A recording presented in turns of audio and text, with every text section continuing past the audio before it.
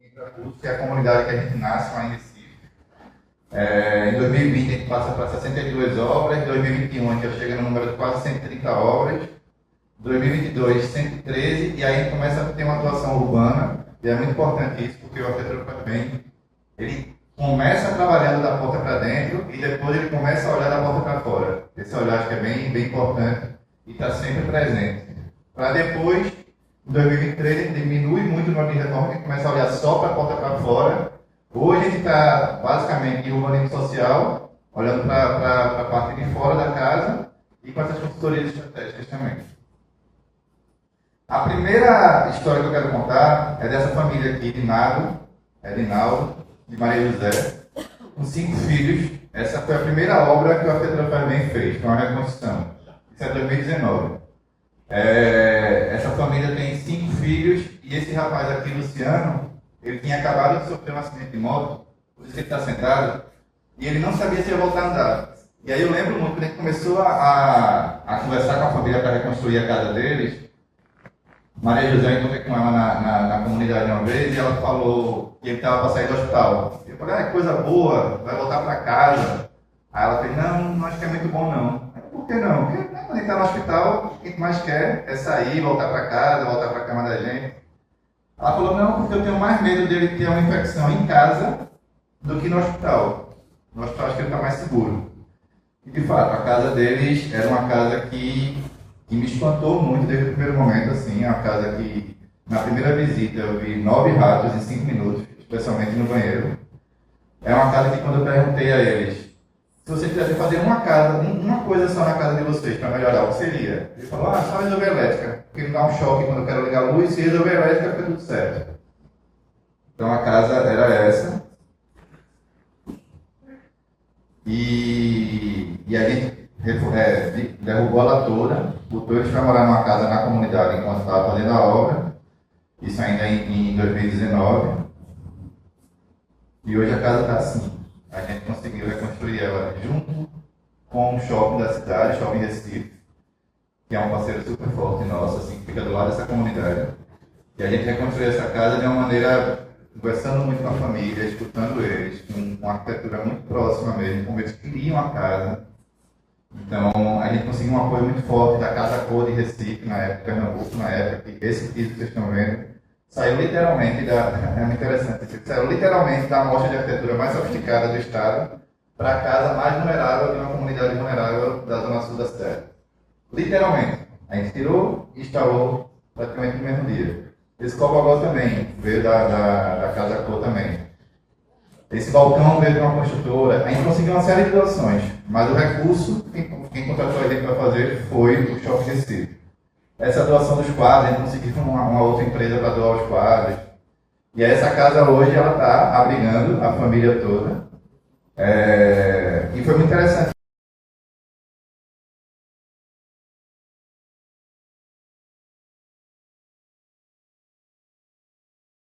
E aí ele fez um serviço super mal feito. E aí depois ele falou, pô, acho que eu vou fazer um curso melhor para fazer a obra de uma maneira mais séria. Ele percebeu que podia melhorar. Esse menino aqui do campo, ele pediu para voltar a estudar, ele veio me procurar depois para conseguir uma vaga na escola. E Luciano voltou a andar, está tranquilo. E Ritinha, que queria uma casa com rede, ele até colocou, não sei se dá para ver lá no fundo, colocou uma redinha aqui, que é um espaço para ter iluminação natural, ventilação natural, tudo direitinho.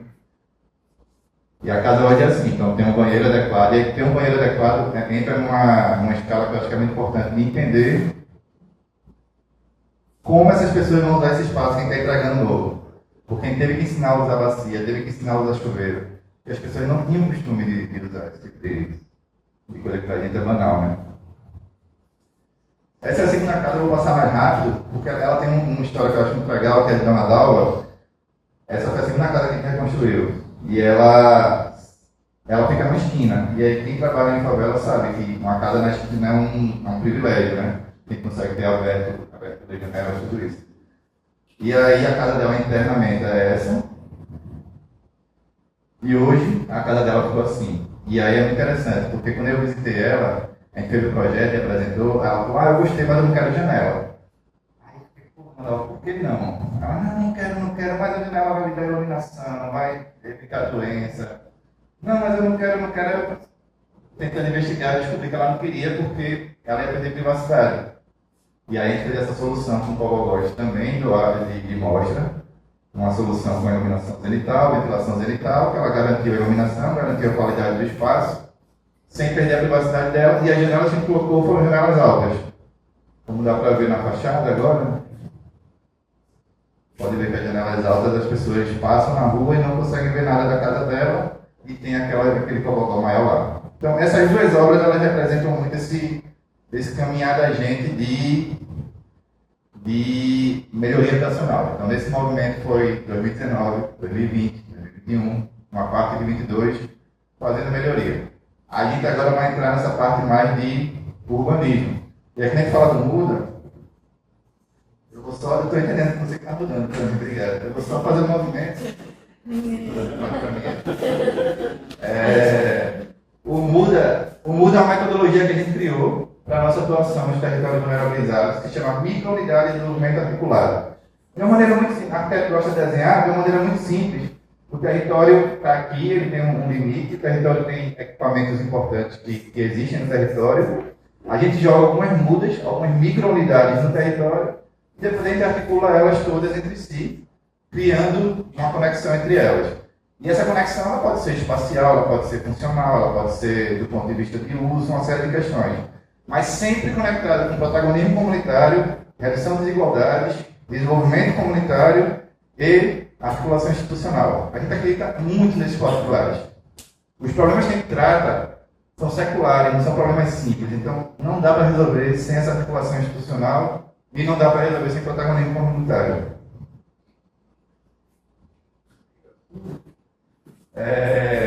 Essa é a Intrapulso, lá em Recife. Eu não sei quem tem a sorte de conhecer Recife aqui, mas aqui é Boa Viagem. Boa Viagem é um dos metros quadrados, é o metro quadrado mais caro da cidade. Esse é o Shopping Recife que eu falei, que fica do lado da comunidade. Essa é a comunidade de Intrapulso que eu falei, que são aquelas duas casas que eu mostrei. É uma comunidade muito longitudinal, muito próxima da famosa Praia de Boa Viagem, e aqui sim, essa é a rua do metro quadrado mais cara da cidade. Essas duas ruas aqui são ruas muito importantes de transporte público e de empresariais, serviços, residenciais, tudo isso.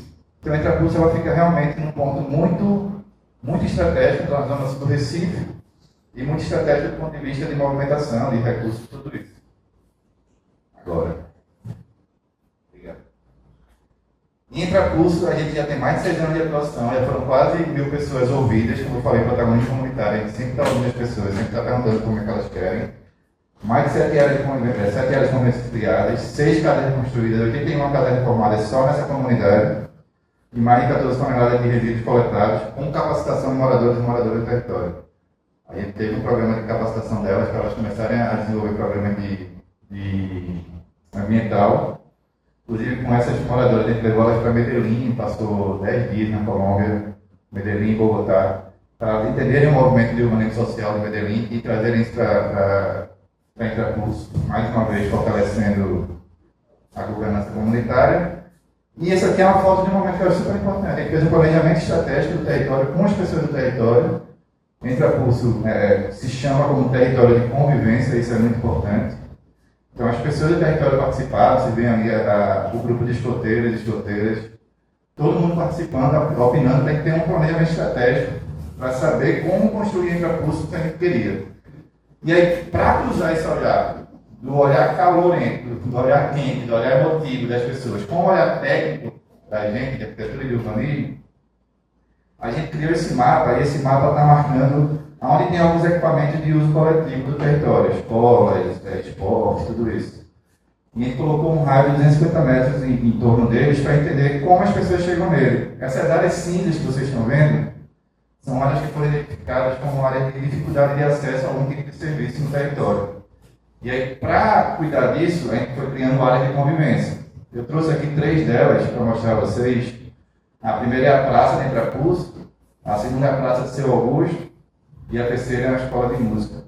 Eu vou mostrar para vocês um pouquinho de cada um desses projetos. A Praça de Intrapulso ela fica bem nesse espaço aqui.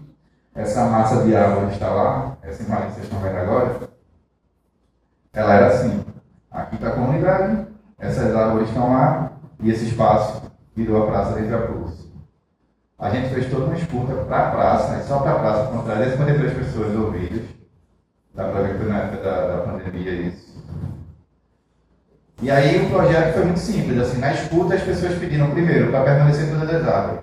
E aí ficou muito feliz, porque era o que ele queria também. As pessoas pediram para permanecer as árvores.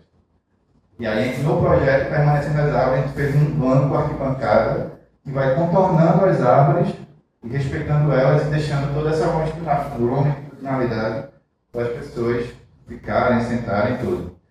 E a gente fez uma rampinha que eu vou contar um pouquinho melhor a história dela. Vou contar agora. Essa rampinha, é uma rampa, estou falando rampinha, não sei porquê, mas é uma rampa, ela toda correta na BNT, dimensões, iluminação, tudo certo. E aí, seu João, que mora aqui, ele vende caldo de cana na praia, que fica aqui, como eu mostrei lá, a praia do Capé de Intrapulso. Então, todo dia de manhã, por volta das 5 da manhã, ele sai com o carrinho de cana dele, vem para cá, faz a volta aqui e pega essa ficha para ir para a praia, para vender caldo de cana cedinho na praia. E aí ele procurou a gente para dizer que ele estava tendo muita confusão com o vizinho daqui, porque o vizinho botava a moto enviesada, e aí quando ele tentava passar lá, ele tinha que tirar a moto do vizinho do lugar, e o vizinho começou a dizer que se ele pegasse na moto dele e quebrasse, ia ter confusão. E aí o que a gente fez? A gente tirou a medida do carrinho do seu João e desenhamos as rampas dessa rampinha aqui na medida do carrinho dele, de maneira que ele conseguisse passar, fazer volta, tudo. E aí hoje o seu João simplesmente, ao invés de fazer isso tudo, ele simplesmente faz isso e vai para a praia. Então eu acho que isso é uma coisa que é muito importante, porque ao mesmo tempo que a gente ouviu 353 pessoas para entender essa praça, a gente ouviu o seu João. Quando pode atender, vai lá, tira a medida, escuta, desenha, não mudou nada. Não mudou nada. Ninguém se prejudicou com isso, pelo contrário. Então esse tipo de coisa, esse olhar, eu gosto muito desse olhar de perto e de longe. De perto, esse movimento é sempre contínuo. Ele nunca é só de perto e nunca é só de longe. Isso aqui quase que quebra a gente. Eles pediram uma quadra de areia. A quadra de areia, eles tinham uma quadra de areia que virou uma escola. Era um terreno vazio, para ninguém invadir, eles botaram areia. Quando botou areia, começou a jogar futevôlei. E aí virou uma febre na comunidade. E aí virou uma escola depois, esse terreno. Eles ficaram sem a quadra de areia. Ele fala, não, a gente quer a quadra de areia na praça. E o terreno não era bom para isso. Mas a gente conseguiu dimensionar junto com eles e a quadra ficou aqui. Para essa quadra não ficar esse elemento isolado no lote, a gente criou um passeiozinho coberto que se integrava com ela e criava uma área mais adulto, adolescente, esportivo, bagunça, e uma parte mais criança, mais infantil, mais para o lado de lá. E aí a gente foi tentando fazer esse zoneamento de maneira mais evidente. E esse é o projeto da Praça de Intrapulso. Ativamente, com maquete física, inclusive, tudo direitinho. E hoje está assim. A praça está construída. E mais do que construída, essa praça me ensinou uma coisa muito importante, mesmo depois de um tempo já de atividade. Eu, como arquiteto, sempre achei no começo que eu sou arquiteto urbanista social. Sempre achei que o projeto acabava quando entregava. Está aqui, ó, acabei. Nunca mais depois. Aí depois eu percebi que não. Ele não acabava aí, ele acabava quando quando o meu trabalho começava, quando a obra começava. Não é só o projeto, agora nem a obra, agora é que o meu trabalho começa. E hoje eu percebo que o projeto de arquitetura ele só começa quando a gente entrega ele. Aí é que ele começa a acontecer. Antes disso ele é só uma coisinha bonitinha, uma imagem bonita. Uma imagem bonita. Você bota no Instagram, dá um bocado de curtida, é legal. Mas não é nada. Isso aqui é que vale. E aí as pessoas hoje, a gente já fez várias reuniões. O protagonismo comunitário absolutamente independente da gente. Eu lembro muito da última reunião que eu fiz aqui, esse ano. Eu mal falei, eu dei boa noite, abri os papos, todo mundo falou e se resolveu e acabou a reunião. Eu não precisei falar mais nada. Que é isso, a ideia é essa, a gente é facilitador, a gente vai sair daí. Daqui a onde ele está aí, desde 2019, 2018, a gente vai sair daí em algum momento. Quem não vai sair são essas pessoas, que já estão aí há 70 anos, 60 anos, e não vão sair. Então, é muito importante que elas saibam cuidar. E hoje elas têm aula de funcional, um professor das crianças, tudo com horário definido, tem horário das meninas jogarem queimado, dos caras jogarem vôlei, das meninas jogarem futebol, tem tudo. E eles que resolvem. Não é a gente que chegou e falou assim, vamos fazer umas duas fulaninha. Eles que se resolvem. Aqui é a praça de Seu Augusto é esse rapaz aqui. Ele mora de frente a ela. A gente fez todo um processo de escuta e é muito legal. A gente faz o processo de escuta no bar. Esse aqui é o bar de Regis. A gente fez no bar de Branca de Neve também. Para as pessoas participarem. Não é fazer uma escuta no lugar onde as pessoas têm dificuldade de chegar. Elas moram lá, vamos fazer lá. E aí faz na rua, conversa na rua. E aí o problema daqui era o lixo. O problema daqui era esse projeto que a gente fez com eles.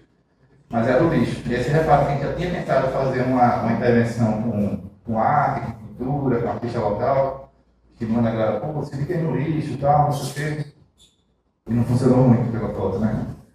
E aí, depois a gente fez um mutirão lá com todo mundo. Foi no sábado e no domingo. Isso foi no final de 2023. E agora, há 15 dias, 20 dias, eu acho, foi feito mais um mutirão de repintura, de tudo, porque aqui sempre tem o Natal. Desde 2023 passou a ter o Natal da rua, feito nessa praça. Então, chegando perto do Natal, agora eles fizeram mais uma vez. E aí, reparam, a gente não incentivou nada, eles simplesmente se organizaram no sábado e domingo por umas 40 pessoas e fizeram toda uma repintura, tudo bonitinho para ficar mais bonito para o Natal. E aqui é só um projeto que ainda não saiu, mas vai sair, que é a escola de música, que é naquele outro território que eu falei aqui, naquela parte do território aqui. Então a gente vai colocando essas mudas, esses equipamentos todos são mudas, são micro-unidades. Alguns são grandes, como essa, como a praça, outras são pequenas, como a de Seu Augusto. Mas são espaços que vão se integrando, se conectando. E aí o território vai crescendo, vai virando uma unidade. Assim. Então ele vira uma micro-unidade de desenvolvimento articulado entre eles. Aqui, quem quiser baixar, vou deixar 20 segundinhos aí, quem quiser baixar tem um material muito rico que a gente fez do planejamento estratégico. A gente conta cada passo do planejamento, quais foram os objetivos estratégicos, como as pessoas chegaram, então eu acho que é um material que vale a pena. E a gente sempre tenta fazer um material gostoso de ler, então eu espero que isso daí a gente tenha alcançado. Vou passar. Eu vou falar um pouco agora de outro programa da gente chamado Pina Brincante. O Pina Brincante, a gente fez um mapeamento no território chamado Pina, lá em Recife. Bem praieiro, bem muito conectado com a maré. Isso aqui é o Rio Pina. E a gente fez uma escuta muito forte lá com mais de 400 pessoas para entender uma série de questões. Algumas das questões que a gente entendeu. Quais eram as áreas relatadas com maior insegurança no território? Repare. Maior sensação de insegurança. Não é que necessariamente tinha um índice violento, mas a maior sensação. Onde as pessoas se sentem mais inseguras no território, por essas manchas vermelhas. Essas verdes são áreas que achou em potenciais, são áreas que já poderiam se transformar em alguma coisa, tem mais disponibilidade para isso. E os azuis são onde tem as organizações sociais do território. O Pina tem muita organização social. E aí a gente sempre acreditou e sempre vai defender isso. Quando a gente fala de intervenção, que tem uma organização social próxima, ela abraça a ideia, ela cuida daquele espaço, então é muito importante para a gente esse ponto de critério. A partir disso, a gente achou esses pontos mais críticos. E aí, com esses pontos mais críticos, a gente achou essa área, que vocês estão vendo roxa, como a área que precisava de intervenção. Quase todo o território, né? Quase o território inteiro. E aí, essa área de 40 hectares. A gente foi atrás de algumas organizações que falam de cuidados com a criança, de espaços de brincadeira, e para essa área, a gente entendeu uma razão, de acordo com a bibliografia, de 1,8 espaços de recreação por hectare. Dessa maneira, esse espaço todo precisa de 22 espaços de recreação, para ter um atendimento adequado para as pessoas, especialmente para as crianças do território. 22 espaços de recreação, a gente pensou em dividir em tamanhos PMG. E aí tem isso aqui, né? Tem de execução, do custo, de quantas pessoas podem brincar nele. E a gente chegou nesse mix de 14 espaços pequenos, 5 médios, 3 grandes, totalizando os 22. E a gente começou a fazer. Isso aí agora acho que tem uns 3 ou 4 meses, talvez. A gente começou a achar, a gente começou com 3. Eu acho que eu trouxe 2 aqui. A gente começou com 3 espaços. Daqueles 14 pequenos já temos 3. Na verdade, um vai entregar agora sábado que vem. Hoje é 8. Sábado que vem. E o Pina Brincante é um projeto muito simples, assim, ele é feito para ser simples. Ele está falando de 22 espaços, não pode ser um projeto complexo, a gente não pode esperar um recurso muito volumoso para executar isso. Ele é feito para ser simples. A gente pega espaços, especialmente becos, escuta a população, vê o que eles querem e começa a criar espaços brincantes nesses becos. Muitas mães relataram que o Pina estava passando por um momento de muita violência. E as mães relataram que eles queriam que os filhos brincassem perto de casa. Eles estavam muito em casa no celular, muitas mães trouxeram esse ponto para a gente. E queriam que eles brincassem na rua, mais perto de casa. Se acontecesse alguma coisa, conseguiram buscar o espaço. Então, a ideia do Pina Brincante de pegar os becos veio daí. E aí tem várias brincadeiras, tem as mais clássicas, tem brincadeira que a gente começou a esconder alguns caranguejos como eu falei, é uma comunidade muito conectada com a água, a maré que eles chamam. A gente começou a esconder alguns caranguejos em alguns lugares para eles irem contando quantos caranguejos tinha, quais eram os caranguejos de cores iguais, esse tipo de coisa. Brincadeiras muito simples e muito lúdicas. Contratamos artistas do local, essas meninas são da Coletiva Cabras, o nome da comunidade, o Pina é o bairro, mas a comunidade se chama Bode, e elas são a Coletiva Cabras, e aí elas pintam, fizeram todas as artes, elas trabalharam em cima desses temas que foram trazidos pelas pessoas. A gente fez a disputa, as pessoas traziam os temas e elas faziam as artes. E a gente sempre trabalhando com o Balinha. Balinha é esse rapaz que está aqui, que está de perto da medida. A Balinha é esse rapaz aqui. E essas três senhoras são senhoras muito importantes do território que foram trazidas como figuras emblemáticas e estão contadas também no beco do Balinha. E essa daqui, eu fiz questão de ter essa foto, que eu achava muito importante. Um dos pontos que reclamaram nos becos é que as motos passam muito rápido. E aí, passando muito rápido, as crianças têm medo, faz barulho, tudo isso. A gente começou a botar umas bombadinhas nos becos. Simples, solução barata, eficiente, para as motos não passarem. Então, isso diminuiu bastante a velocidade e o barulho das motos. Antes e depois do beco. Isso aqui também, frase que eles falaram, aí foi botando, sonhei que a favela estava linda.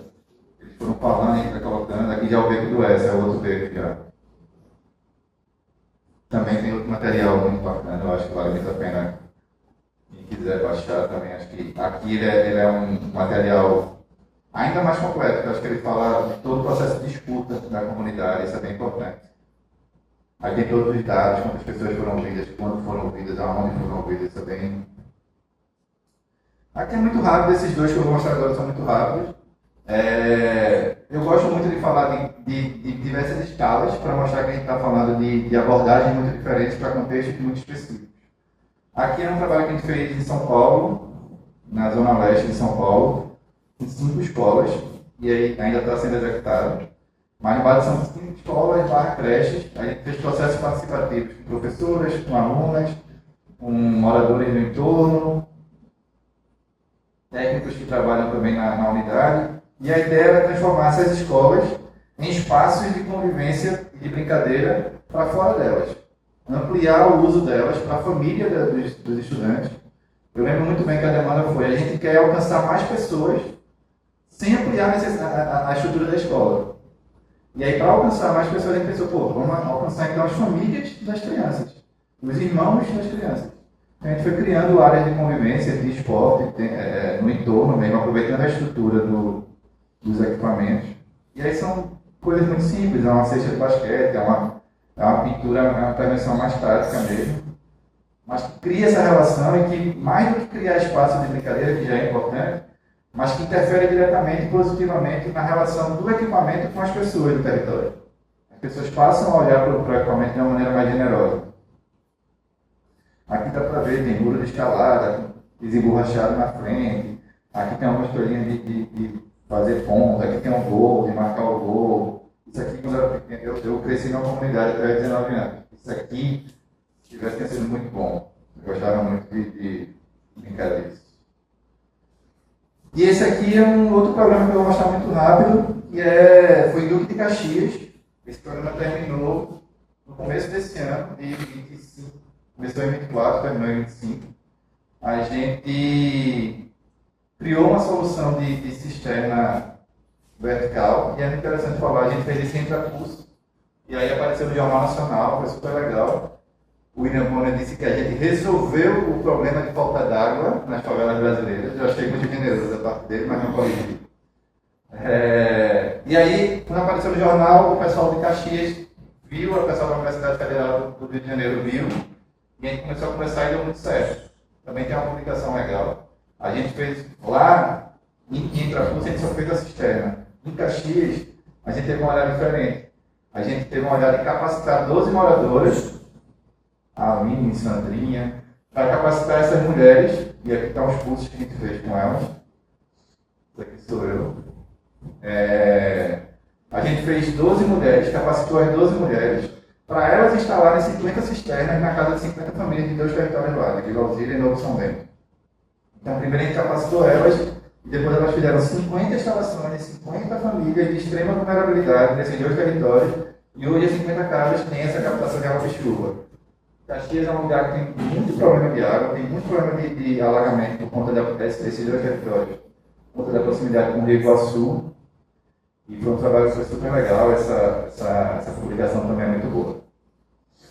Aqui eu vou falar agora um pouco, isso aqui já não eu vou pedir uma licença, isso aqui já não é da Arquitetura Fazem, é da secretaria que eu estou comandando nesse momento, mas eu achei muito importante trazer, e eu vou cometer isso, porque eu acho que tem um olhar muito estratégico. Assim, a cidade que eu estou como secretário, lá em Pernambuco, se chama Cabo de Santo Agostinho, e essa cidade é a 5ª cidade mais violenta do país, de acordo com o levantamento do ano passado. A 5ª mais violenta do país, a mais violenta do estado. Ela é conhecida hoje como Cidade da Morte. E aí a gente começou a pensar alguma coisa contrapusesse essa ideia de Cidade da Morte, que é mais distante da morte possível. E aí tem diversos estudos, e aí a minha experiência na Arquitetura Fazem mostra que os espaços que estão desenhados para crianças são espaços que o tráfico não se apropria, eles respeitam de uma maneira muito importante. Então tem um conhecimento subjetivo nessa história, mas tem um conhecimento absolutamente objetivo e absolutamente concreto de diversos estudos e pesquisas que comprovam isso, que o design urbano infantil melhora a percepção de segurança e que eles, desenhados para crianças, promovem segurança nos bairros. Então, esse olhar empírico, esse olhar científico, me levou a criar um programa de urbanismo social para a criação de espaços urbanos que prioriza o desenvolvimento das crianças de 0 a 6 anos, unindo segurança, educação, saúde, esporte e assistência nos bairros mais violentos da cidade. E aí, para integrar isso, a gente escolheu 4 territórios na cidade, e esses 4 territórios foram escolhidos com base nisso aqui. O número de homicídios que eles tiveram no último quadriênio, aqui é a média do ano, a quantidade de escolas com nota baixa, 5,5 no IDEB, e a quantidade de famílias no Cadê Único. Para quem não sabe, Cadê Único, a gente está falando de famílias que vivem com menos de R$ 218 por mês por pessoa. Então, eu não estou falando de pessoas pobres, estou falando de uma situação abaixo da pobreza mesmo. E aí, não coincidentemente, esses 4 territórios, se você olhar qualquer uma dos critérios, a ordem vai ser sempre a mesma. O mais violento também é o com notas mais baixas, o com escolas com notas mais baixas, também é o que tem mais famílias nessa situação de Cadê Único.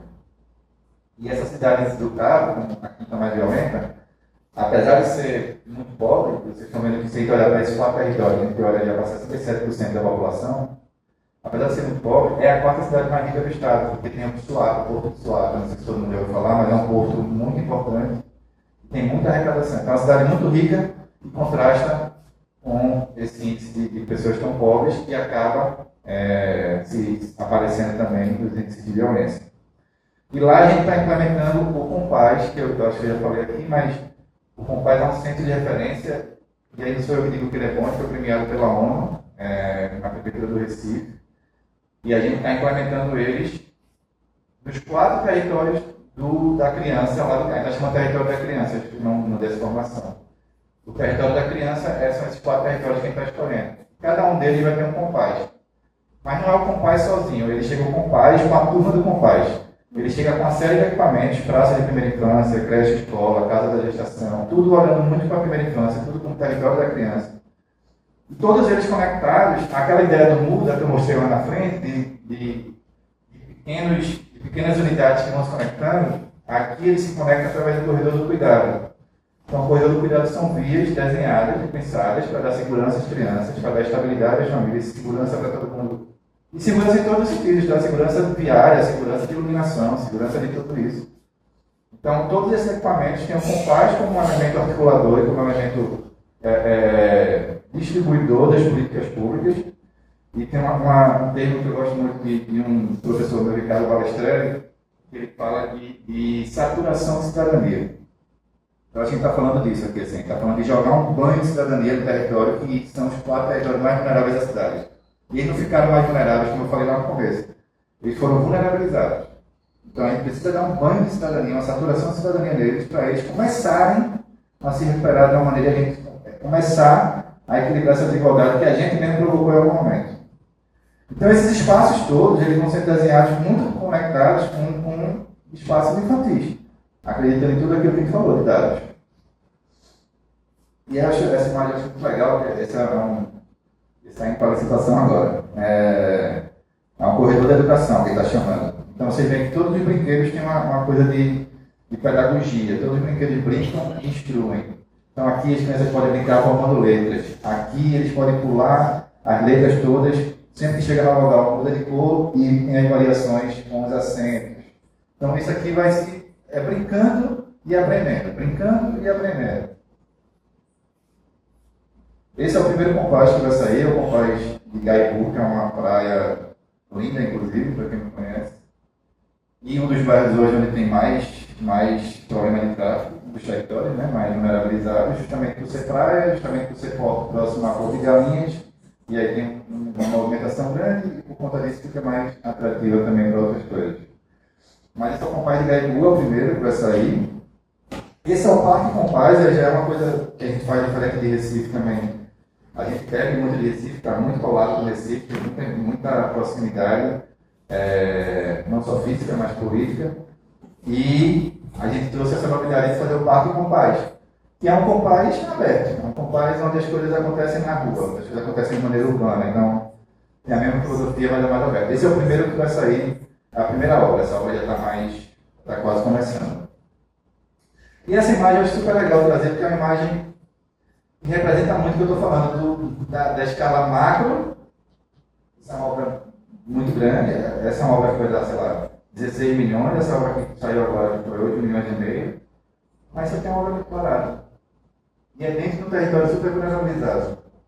Um daqueles 4 lá que eu falei, na Charnequinha. Então, esse aqui não é caro, isso aqui não demora, isso aqui não é complexo. E isso aqui atende tanto essas pessoas que moram aqui, quanto as pessoas que estão no entorno também. Aqui é mais um parque, esse aqui já tem uma pegada, esse não é no território da criança, mas tem uma pegada mais de idoso e tal, porque colocou as mesinhas, para escuta para a população. Uma coisa muito interessante, aqui acho que dá para ver, né? Esse banco, ele tem um encosto, os idosos falaram muito, né? Que se eles sentam sem encosto, eles não conseguem ficar muito tempo, então, tudo ouvido, tudo muito conectado, tudo muito respeitado. E aqui eu trago, já para fechar, já está próximo, eu acho, alguns outros projetos aí, eu volto para o projeto do Faz Bem novamente. Alguns projetos que a gente foi premiado. E aí uma coisa que eu acho muito legal, eu vou falar para vocês, correndo o risco de vocês acharem que eu estou meio metido, mas não. Quando eu comecei a pensar no Faz Bem, eu pensei, eu gosto muito de arquitetura, eu adoro a arquitetura, eu gosto muito, assim, sempre fui muito entusiasta. Quando eu comecei a trabalhar com arquitetura de melhoria operacional, eu achei que eu tinha que abrir mão de fazer grandes arquiteturas para fazer a arquitetura do essencial. E se eu quisesse só fazer as grandes arquiteturas, talvez eu tivesse muita dificuldade de chegar no público que eu queria chegar. Então eu disse, não vou fazer mais a arquitetura ideal, vou fazer a arquitetura do essencial. E aí foi muito bom. Com o tempo a gente foi conseguindo trabalhar essa arquitetura do ideal a ponto de ser reconhecida. Eu estou trazendo os projetos aqui que foram premiados. Vocês viram no começo, eu falei que a gente teve 6 prêmios já de arquitetura nacional. Esses que eu vou mostrar são exemplos. Esse aqui é uma ponte que a gente fez lá em Recife. E foi muito legal, porque a gente conseguiu trabalhar e perceber que era possível trabalhar com uma arquitetura de impacto social e mesmo assim ser reconhecido pelos pares. E hoje você já tem uma série hoje você já teve o Francis Querer, que foi premiado com o Pritzker, que é o Oscar, o Nobel da Arquitetura. Hoje você tem alguns arquitetos e arquitetas que trabalham com essa questão popular e que se destacam bastante. Mas naquele momento, em 2018, 2019, parecia meio difícil. Esse aqui é um dos que eu acho mais legal nos projetos que a gente fez. Porque quase não parece um projeto, né? Quase parece que a gente está mostrando uma área natural, uma área sem qualquer tipo de intervenção. Essa aqui é lá em Manaus. E aqui é o Igarapé, essa pontinha aqui, é o Igarapé que se vai para lá. E ele alaga muito nessas casas aqui. Então, o que a gente fez como projeto foi criar algumas valas de infiltração, são 3, de maneira que, à medida que o Igarapé vai subindo o nível, ele vai tendo, e aí essas valas não são pequenas, elas vão, são essas, vocês estão vendo isso, elas vão em toda a longitudinalidade desse local, dessa comunidade, chamada União da Vitória, inclusive, da comunidade. E aí tem essa daqui, aquela de lá e aquela de lá. São 3 faixas que vão permitindo um escoamento melhor da água e dificultando que a água chegue nas casas. Então eu gosto muito dessa imagem porque ela quase não parece um projeto, mas é um projeto super interessante do ponto de vista de gerar solução para as pessoas mais vulneráveis e uma solução baseada na natureza, que é uma das coisas que a gente mais estuda também. Esse é um projeto de habitação de interesse social, e aí a gente fez muito. São módulos, eu não trouxe as plantas, tive que trazer, mas são módulos que vão permitindo a ocupação das famílias que vão crescendo. A família vai crescendo, ela consegue construir e manter o mesmo padrão estético e visual do prédio. E aqui essa é a única consultoria que eu vou mostrar, eu acho que é legal de mostrar ela, eu fiz questão de colocar na apresentação, para concluir já. Dá para concluir. Essa aqui é uma consultoria que a gente está fazendo para uma grande construtora do Nordeste, que atua em 7 estados do Nordeste. E é muito legal, porque quase não tem arquitetura. E eu acho muito legal de mostrar isso, assim, porque teve um amigo meu que falou assim, porra, nesse negócio a arquitetura faz bem, tá mais faz bem do que a arquitetura. E eu acho que é por aí mesmo, assim, a gente está nos dois. A gente faz arquitetura, a gente faz urbanismo e a gente faz bem. Olhando para essa construtora, a gente percebeu o mercado imobiliário como eles têm ações de ESG de maneira muito pontual, muitas vezes uma formação de mão de obra, muitas vezes uma reforma de um pequeno lugar na cidade. Eles têm uma visão de ESG como uma obrigação regulatória, eles são muito mais reativos, não é uma questão de estratégica. Assim. E aí é visto como um acessório do ESG, isso tem incomodado bastante. E a gente está lançando com eles, nessa consultoria, e esse ano vai ser o momento da gente trabalhou isso no primeiro semestre, e agora o segundo semestre tem que começar na prática. O primeiro semestre com planejamento, para ir além de construir prédios, para também construir futuro e transformar a região. Integração de diretriz de ESG é a estratégia central da companhia. Tem diversas pesquisas que mostram que o ESG no planejamento central da companhia dá um resultado numérico, dá resultado financeiro. Não estou falando só de ser legal, não. Ser legal eu acho maravilhoso, mas se você quer só ter resultado para acionista, resultado para... Pô, está comprovado. Vamos nessa também. E aí a gente está desenhando um percurso de 8 anos, porque é o ano que eles completam os primeiros 50 anos. Então é um percurso de 8 anos, um sistema de impacto. E aí quando eu falo de sistema de impacto, é porque a gente pega diversos programas integrados no sistema. Não é um programa vamos fazer um programa de tal coisa, é um sistema integrado. Então sai do lugar de empresas que fazem ações sociais, só, que parece que isso já é super legal, mas não é, para se consolidar como uma empresa que lidera um sistema estratégico de impacto socioambiental. Visão de futuro, resultado mensurável, credibilidade. Então, acho que o grande olhar desse programa está aqui. Ele vem de... A gente olha para o colaborador, como impacta o colaborador, primeiro. O colaborador está no centro da história. Como isso se reverbera na família do colaborador. Como isso se reverbera na comunidade que ele vive, para finalmente chegar na sociedade. Em geral, quando a gente olha para um programa de impacto socioambiental, a gente olha muito para cá primeiro. E aqui a gente está olhando primeiro para o colaborador da empresa. Vamos olhar primeiro para quem está na sua casa, depois para a família dele, depois para onde ele mora, e aí sim que olha para o mundo como um todo.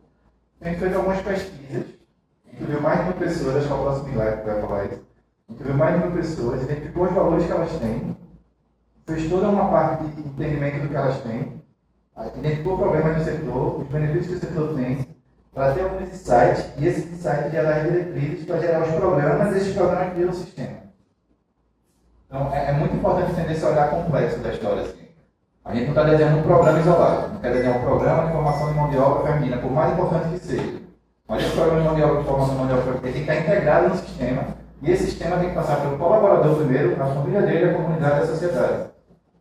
Então foram diversas coletas, mais de 1.060 pessoas disputadas, em 7 cidades diferentes, grupos focais, pesquisa digital. E aqui eu trago um exemplo de um insight. É um exemplo, foram 16 insights, se não me engano.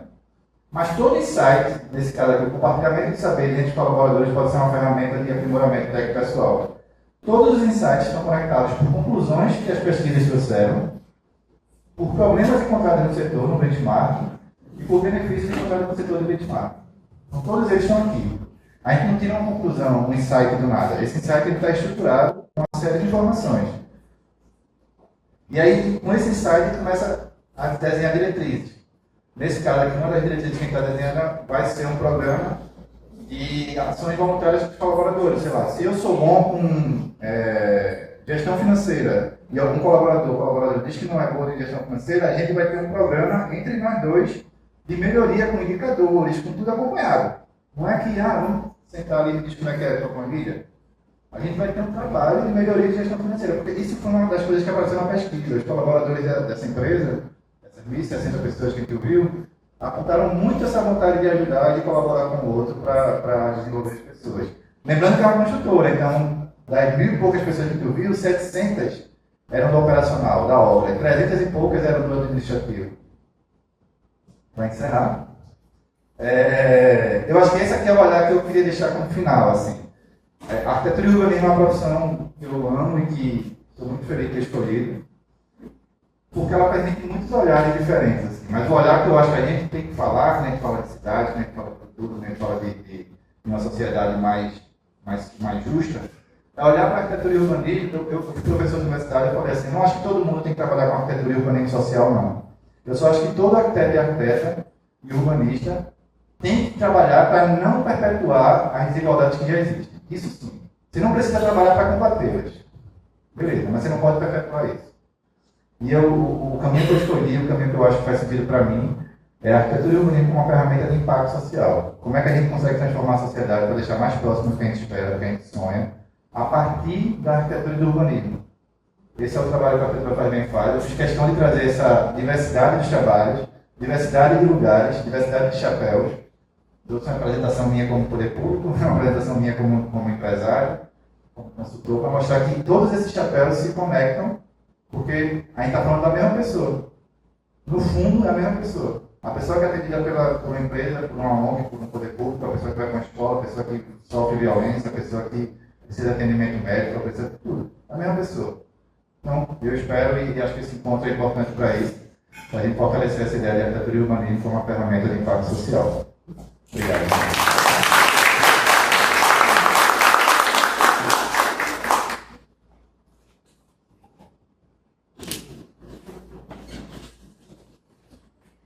Agradecemos imensamente ao Antônio Neto, a Arquitetura Faz Bem, por compartilhar uma experiência tão inspiradora. Dar prioridade às pessoas também passa por repensar como nos deslocamos e ocupamos espaços.